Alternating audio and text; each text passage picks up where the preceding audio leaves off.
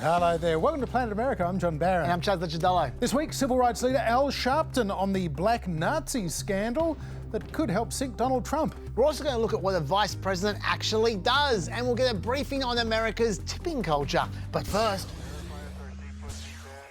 Holding on to the battleground state of North Carolina just got a whole lot harder for Donald Trump this week after his hand-picked Republican nominee for governor, Mark Robinson, became embroiled in a race and sex scandal. In posts dating back to 2008, Robinson called himself a black Nazi, expressed support for reinstating slavery, recounted secretly watching women shower when he was a teenager, and made other lewd comments. Apart from being a peeping Tom and an anti-Semite in favour of slavery, the post on a pornographic website revealed Robinson's hypocrisy on a range of issues, including transgenderism and abortion, much less his own African-American race. The Robinson scoop was the work of CNN reporter Andrew Kaczynski, who established his reputation back in 2012 digging into politicians' past statements and uncovering embarrassing video clips online. Kaczynski gave Robinson the chance to explain himself. How do you explain all of the matching details on this profile? The profile on Nude Africa lists your full name as Mark Robinson. The email listed on the account is an email that you have used elsewhere on the internet, including with your photo. You have used that name, Mini Soldier, on multiple social media accounts, including Twitter, Pinterest, Black Planet, and YouTube. How can you deny, with all of these matching details, that this is you? Look, I'm not going to get into the minutia of how somebody manufactured these salacious tabloid lies. He had no real explanation, although Robinson did try to blame AI, the internet, or something. There's been over $1 million spent on me through AI by a billionaire son who's bound and determined to destroy me. The things that people can do with the internet now is incredible. But what I can tell you is this. Again, these are not my words. Until now, Donald Trump has been a major supporter of Robinson. This is Martin Luther King on steroids. One of the great stars of the party, one of the great stars in politics, Lieutenant Governor Mark Robinson. But now Robinson was conspicuously absent from a Trump rally in Wilmington, North Carolina last weekend, and Trump certainly did not mention him. Campaigning in Pennsylvania, Trump's running mate, Vance, was asked whether he believes Robinson's denials. The allegations are pretty far out there, of course, but I know that allegations aren't necessarily reality. And what I'd say is it's ultimately up to Mark Robinson in North Carolina whether he's going to be their governor and whether he wants to stay in the race. Nice to see JD developing some healthy scepticism. Meanwhile, Trump ally Senator Lindsey Graham of South Carolina went a little bit further. The charges are beyond unnerving. If they're true, he's unfit to serve for office. If they're not true, he has the best lawsuit in the history of the country for libel. And it's possible he might be taking Lindsey Graham's advice there, John. Robinson tweeted, "I'm in the process of retaining aggressive legal counsel to investigate who did this and how. We'll leave no stone unturned. We'll use every legal means to hold CNN accountable for perpetrating these lies." He should use the same investigators that helped O.J. Simpson find the real killers of Nicole Brown Simpson, I reckon. Right. I think they're free. Look, he does, obviously, he's going to stay in the race, need to do something to distance himself from these allegations. I mean, we've heard a lot about him calling himself a black Nazi, but this was the quote that I found the most amazing. Some dude on a porn site asks for a book recommendation for some reason. As you do. And Robinson allegedly replies, "Mein Kampf is a good read. It's very informative and not at all what I thought it would be. It's a real eye-opener." Now, that's not a joke there. That's not a troll. That's an earnest book review of Mein Kampf. And to put in context how extreme some of these postings were, this is how Trump complimented Robinson back in March. I said, I think you're better than Martin Luther King. I think you are Martin Luther King ×2. And he looked at me, and I wasn't sure, was he angry because that's a terrible thing to say, or was he complimented? I have never figured it out, but I'm telling you, he's one of, right? When I said that to you, you looked like, I don't know if I like that comment. You should like it. I don't think he did like it. The North Carolina gubernatorial candidate, Mark Robinson, also made disparaging comments about Martin Luther King Jr., calling the civil rights icon a, quote, commie bastard. That is extreme. Anyway, whether Robinson convinces anyone else that he's innocent, he certainly hasn't convinced his own staffers. Not only did 4 of his top staffers leave the campaign, but a bunch of other staffers quit as well. So now, Robinson only has 3 staffers left in total. 2 campaign spokespeople and a bodyguard. Well, at least to be safe. But that's not great news for Trump either, because Trump can't afford Robinson to just drop the ball completely, because North Carolina is tight. According to 538, Trump is ahead by only half a point. And the reason it's so tight would be particularly concerning for Trump. North Carolina's been getting closer for years now. In 2000, North Carolina was 13 points redder than the nation as a whole. In 2008, it was 7 points redder than the nation as a whole. In 2020, it was 6 points redder than the nation as a whole. But back then, in 2020, Biden only won 39% of suburban voters in North Carolina, compared to 50% of suburban voters nationally, won by Biden. Fast forward to this year, and Harris is winning 50% of those suburban voters in North Carolina. Now, that might be why the race is so close now. The thing is, though, suburban women in particular are not going to be loving this porn site story, I reckon, John. And if Robinson drives away just 1 or 2% of suburban women in North Carolina from either voting Republican or from voting at all, because he's running dead for the next 6 weeks, that could potentially be the entire ball game for Trump. Yep, there are unfortunate echoes of Trump's own paying of hush money to porn stars and being found liable for sexual abuse of E. Jean Carroll and a range of other scandals that could just bubble up again. Meanwhile, a number of Republican governors have now withdrawn their endorsements for Robinson. The Governors Association have also pulled their TV ad spend for the period up to November 5. So basically, Mark Robinson is running dead in this campaign. Now, you'd think that having somebody that you've endorsed describe themselves as a black Nazi, you might expect that Trump would have been playing it extra safe when he appeared at an anti-Semitism event in Washington, D.C. this weekend. Nuh-uh. Instead, Trump claimed Israel will disappear in 2 years if Harris is elected. He castigated ungrateful Jewish voters for not supporting him in greater numbers, even blaming them for his potential election loss. In 2020, so remember, I got 25%. Now I did all of these things, and I got 29%. Think of it. So I wasn't treated right. I really haven't been treated right. So if I don't win this election, in my opinion, the Jewish people would have a lot to do with the loss. When they say Trump is transactional, I think that is what they mean. The American Jewish Committee condemned Trump's remarks, saying setting up anyone to say we lost because of the Jews is outrageous and dangerous. I suppose at least he's giving the Haitians in Springfield a little bit of a break this week. Well, for more on the state of the presidential race, we're joined by the Rev Al Sharpton, civil rights leader and himself a former Democratic presidential candidate. Rev Al, welcome to Planet America. Thank you. Are you surprised that here we are in 2024 and somebody running to be the first black governor of the state of North Carolina describes themselves as pro-slavery and a fan of Hitler? Well, I'm surprised that he is running with the Republican Party of the state supporting him and with the presidential nominee, Donald Trump, supporting him. And even after these statements have come out, Donald Trump nor the Republican Party have withdrawn the endorsement. I'm not surprised that you have bigots and anti-Semites and self-hating blacks. I am surprised that they're given such an embrace by a former president and by the state Republican Party. Reverend, do you think Mark Robinson is representative of a segment of the black community, or is he just a one-off? I think that he represents a segment of the Trumpsters who have also said the same anti-Semitic and self-hating thing.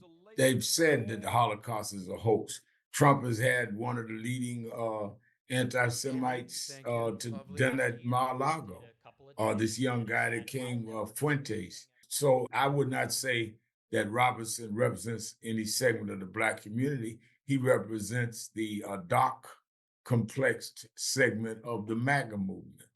And Reverend Al, what impact do you expect this scandal to have up the ticket on Trump's chances of winning North Carolina? Do you expect it to have much of an impact? I do. I've spoken in North Carolina in the last 30 days, both in Winston-Salem, North Carolina, and Greensboro, and people are outraged. And I think that I don't know that it hurts the MAGA vote, but I think it will inspire and help to energize a turnout of a lot of people that were not angry before because they're offended by this. I think Donald Trump had an opportunity to denounce this kind of language and denounce this kind of person, and he didn't. He came to the state last weekend. He did not have this gentleman with him, didn't mention his name, but he didn't denounce him. And he had his campaign saying they will not withdraw their support. Can you imagine if Vice President Harris had someone saying such vile statements and she refused to drop her endorsement? They would be calling on her to drop out of the race as president. Now, we heard earlier on in the year that there was an increasingly significant group of black men who were Trump curious at the very least.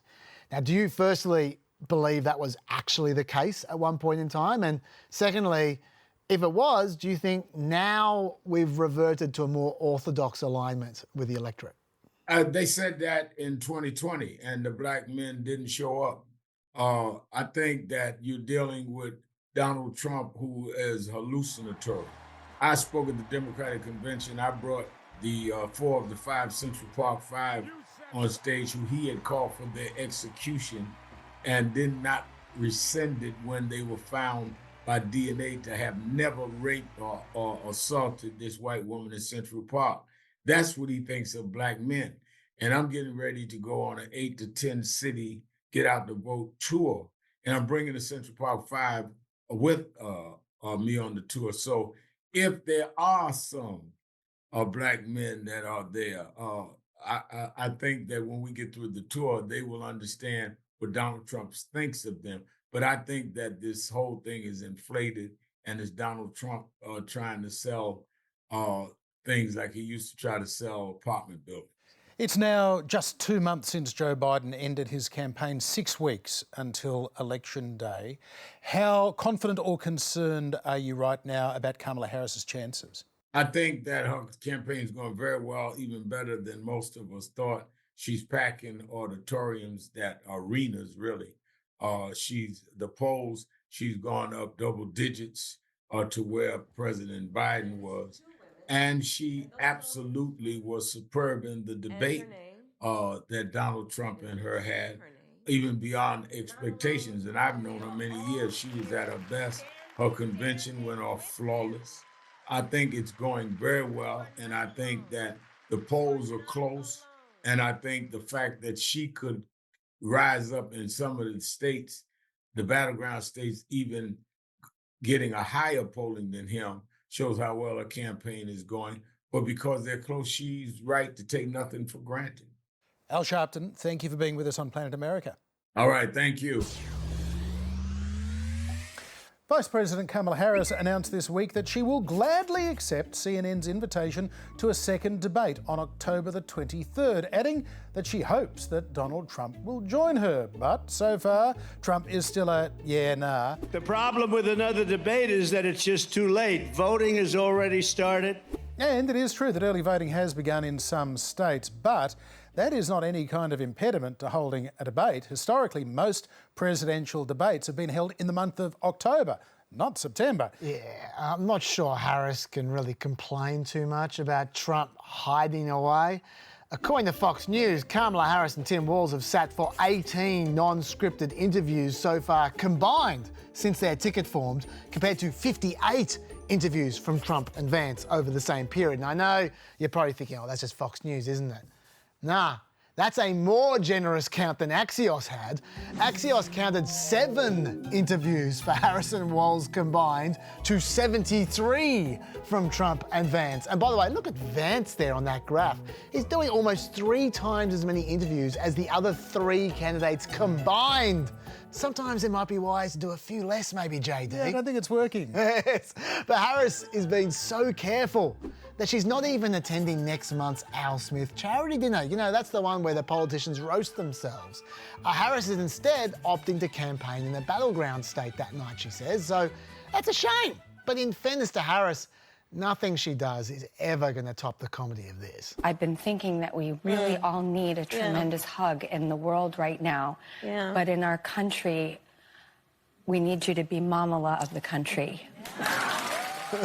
Such an awkward smile. Yeah, Drew made Oprah look objective. Yes, they should just play that moment on a loop, I reckon, at the Al Smith dinner. Yeah. Meanwhile, election officials in Palm Beach County, Florida, were left red-faced this week when they emailed overseas and military voters with a typographical error. The Democratic nominee for Vice President Tim Walz was misspelt Tom Walz, although it was only on 257 electronic ballots, and it was immediately corrected. Palm Beach County has a bit of a reputation here. They're at the centre of the disputed 2000 election when butterfly ballots confused voters and arguably helped to give George W. Bush the presidency. And speaking of rallies, Chaz, Trump is keeping a much lighter schedule this year, certainly compared to the first time he ran for the presidency. From June to September 2016, Trump held 72 rallies. This year, just 24 in the same period.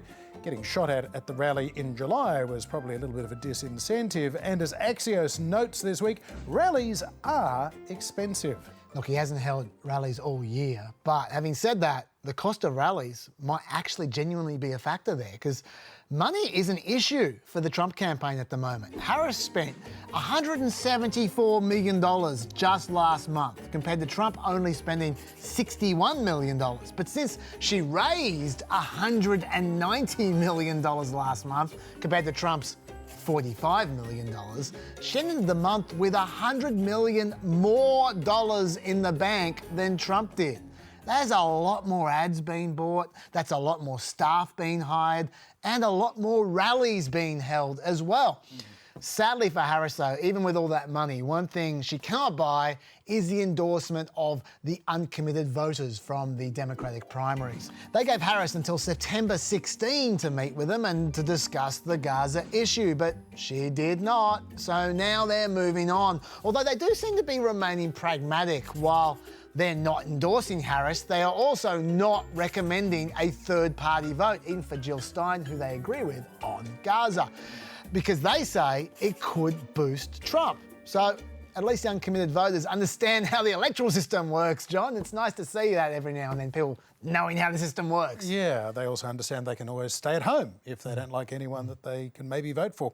Kamala Harris had plenty of extra star power, though, to boost a forum hosted by former talk show queen Oprah Winfrey in Michigan last week. Chris Rock, Ben Stiller, Jennifer Lopez, Tracy Ellis Ross and Meryl Streep joined online as Harris and Winfrey discussed a range of issues, including gun control, which led to this rather surprising admission. I'm a gun owner. Tim Walz is a gun. I did not know that. If somebody breaks in my house, they're getting shot. Yes, I hear that. I hear that. Probably should not have said that. But my staff will deal with that later.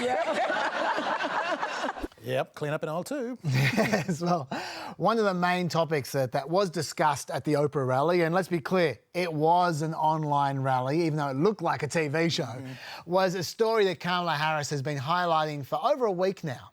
This week, the case of a young woman who lost her life after the abortion ban took place in Georgia made national headlines. She wanted to have an abortion.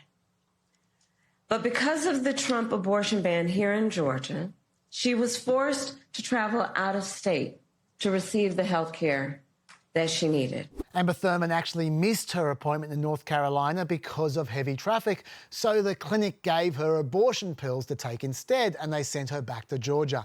But then she experienced complications. She had not expelled all of the fetal tissue from her body. She was in need of a DNC, a routine procedure to clear the tissue from her uterus. It took doctors 20 hours to finally operate. By then, it was too late. Amber Thurman died at the age of 31, leaving behind a 6-year-old son. And that was a death that, according to the hospital, was, quote, preventable.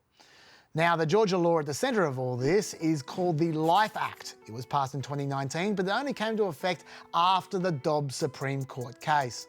And it bans abortions once a heartbeat is detected, which is usually at about 5 or 6 weeks of pregnancy. But the law does allow abortions at any time for medical emergencies, which the law defines as when it's necessary to prevent the death of the mother or the substantial and irreversible physical impairment of one of their major bodily functions. Now, conservatives feel that this case, while tragic, is being misrepresented in public. They say, we don't know whether the Georgia abortion law was at fault here because according to ProPublica, who reported the story, it's not clear from the hospital records why the doctors waited to provide the D&C procedure. The summary report, however, does say that the doctors discussed it at least twice before finally going through with the procedure. Conservatives also note that the Georgia abortion law in question explicitly allows doctors to intervene in cases of medical emergencies or if the fetus has no detectable heartbeat. Both scenarios applied in Thurman's case. So they say she should have been operated on earlier. They also note that the D&C to remove the remains of a fetus that has died is not an abortion. So the Georgia law has nothing to do with this situation at all. So they're blaming the doctors. And look, that might well be accurate in this case, but you can never be sure what a court is going to say if you get charged. And if the doctors guess wrong, there's a 10-year jail sentence hanging over their heads, which is why gynecologists hate these kinds of laws. Dr. Lillian Shapiro with Ideal Gynecology in Atlanta wasn't a part of Amber's care team, but says the state's so-called heartbeat law has caused confusion for medical providers who might not know when they're legally able to intervene. My heart goes out to them because they knew the answer. They knew the answer, but they have had fear put into them by the court system, by these new laws that they don't understand. The thing is, whatever you think of Amber's particular case, there are many more cases where this one came from. There's already been another 4 cases publicised in the last week. And you know, they're not going to be the last either. So as much as Trump is going to want to talk about immigration for the next 6 weeks, I suspect Kamala Harris is going to continue to talk about this. Yeah, and whether the Georgia law technically applied or not, because of that Georgia law, she had to go to North Carolina and come back with a bunch of pills. So that had a bit to do with it as well. In this intensely divided presidential campaign, there has emerged a rare area of agreement, and that is on the issue of workers' tips, which both Donald Trump and Kamala Harris now agree should not be taxed. For more, here's Melina Wicks with this week's Briefing Room. Tipping has become a core issue in this year's election. No tax on tips. Eliminate taxes on tips for service and hospitality workers. I mean, viciously, ruthlessly copied. He's taking it well. Tipping is hugely important to Americans working in the service industry. The federal minimum wage is $7.25 per hour. But for tipped workers, it can be as little as $2.13 per hour, a number that hasn't changed since 1991. This is what Americans back then thought our decade would look like.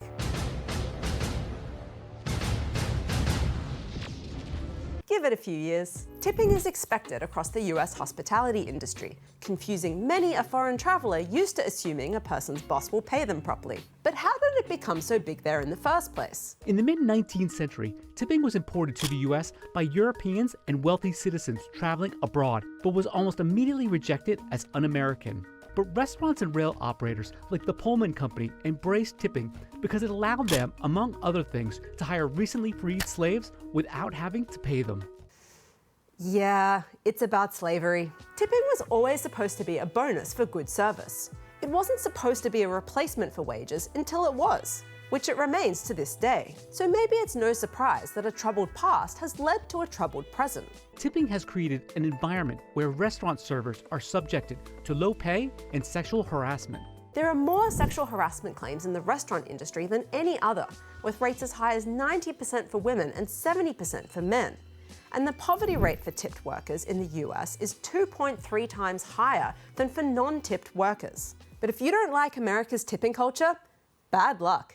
because it's going nowhere. Those opposed to raising the minimum wage argue it would cause employers to cut the number of hours each employee works to compensate, and consequently, have them actually making less. They're also worried a raise will eliminate jobs. That's what you'd expect the restaurant industry to say. But restaurant owners that have tried dropping tips in favor of service charges have quickly backtracked. One high-profile restaurant owner caught backlash not just from diners objecting to higher prices, but from employees too, with 30 to 40% of them quitting to go to competing restaurants that kept tips. And maybe that's not so surprising, given the median pay for waiters, including tips last year, was $15.36 an hour, nearly double the minimum wage for non-tipped workers. So why is tipping culture so prevalent in the US?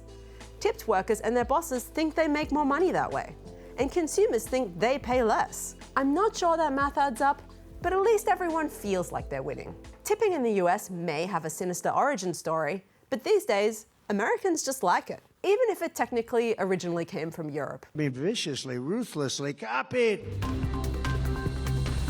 Next week, Minnesota Governor Tim Walz and Ohio Senator J.D. Vance will face off in the American vice presidential debate.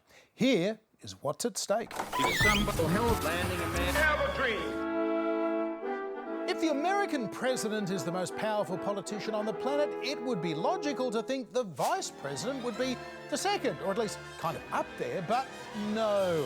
America's first Vice President, John Adams, described the role as the most insignificant office that ever the invention of man contrived or his imagination conceived. John Adams.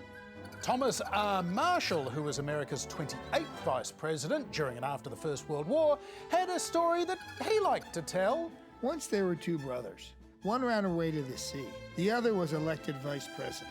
And nothing was ever heard of either of them again. Thomas R. Marshall. Constitutionally, the Vice President is first in the line of succession should anything bad happen to the President. They die or are incapacitated, resign, or are impeached. But apart from that, their job description is short. They serve as President of the Senate and can be called in to break a 50-50 tie. The only other formal duty is to preside over and certify the tally of Electoral College votes after an election, which, until Trump tried to stop Mike Pence doing that on January 6, 2021, had always been seen as kind of a rubber stamp. Joseph R. Biden Jr. of the state of Delaware has received 306 votes. Donald J. Trump of the state of Florida has received 232 votes. So there are times when the VP really does matter. Yet, history is littered with disparaging comments about the American vice presidency by those who held the office. Theodore Roosevelt called it a fifth wheel to the coach. Harry Truman said the vice presidency was as useful as a cow's fifth teat. John Nance Garner, who was the first of Franklin Roosevelt's 3 VPs, told fellow Texan Senator Lyndon Johnson the office was not worth a pitcher of warm piss. Yet, Johnson still took the job under John F. Kennedy, and like Adams, Roosevelt and Truman, Johnson became the next president of the United States. In total, 15 of America's 49 VPs have gone on to become president. 9 succeeded to the office when the president died or resigned, the rest were elected. That's less than 1 in 3. Still, next January, either Tim Walz or J.D. Vance will be one heartbeat away from the presidency. Next month, former First Lady Melania Trump is releasing her first book, and doting husband Donald has been doing his best to promote it. Coming October 8. And misrepresentation to clarify the facts. Melania Trump's memoir, described by her office as an intimate portrait. No, not those intimate portraits. It's received rave reviews from people who have definitely read the book. She just wrote a book called Melania. Go out and buy it. It's great. Go out and buy it. It's great. Go out and get a book. She just wrote a book. I hope she said good things about it. I hope she says good things about it. Well, I don't know. I didn't. So busy. And I don't know. I didn't. So busy. No wonder it's currently #1 on the New York Times bestseller list of things being sold by the Trump family right now. Melania, Pre-order now before the RNC buys all the copies again to boost sales. Always selling something, those guys. Very entrepreneurial. That's it for another trip to Planet America. We'll see you at the same time next week for a look at the VP debate. And join us for a fireside chat on ABC News on Friday at 8 p.m. Eastern. See you then. Bye-bye.